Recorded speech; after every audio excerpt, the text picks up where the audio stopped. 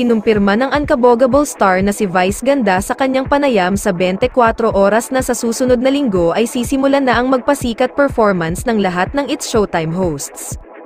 Matatanda ang taon-taon ay inaabangan ng publiko ang pagdiriwang na ito ng programang It's Showtime.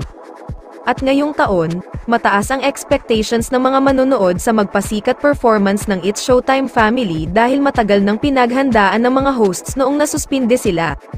Samantala, ilang bagay sa It's Showtime ang nagbahagi ng mga larawan ni Vice Ganda, Ann Curtis, Karil at Vong kung saan makikita ang kanilang paghahanda para sa sikat na pagtatanghal. Tuwang-tuwa ang mga manonood dahil tiyak na kakaiba ang ipapakita ng It's Showtime family ngayong taon. Samantala, sina Ann, Karil, Vice, Vong ay tila nakasilip sa kanilang paghahanda sa audience ng mga taong naghahanda para sa It's Showtime big event.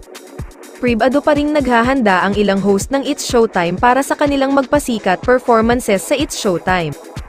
Ang naging taunang tradisyon ng Kapamilya Noontime Show ay ang kanilang magpasikat na ginaganap sa kanilang anibersaryo.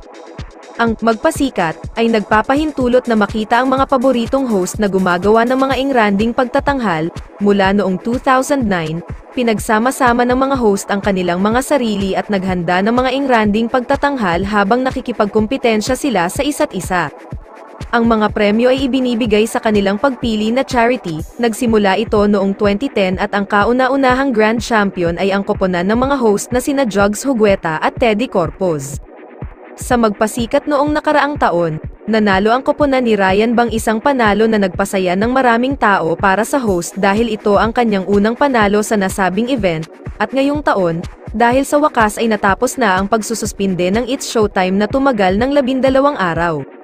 They are accordingly preparing for it already and just like always, marami ang excited, tuloy na tuloy ang magpasikat, deklara ni Vice Ganda. Pinagkakaabalahan namin ang magpasikat, lahat ng ginagawa namin ay para sa ikasasaya ninyo lahat.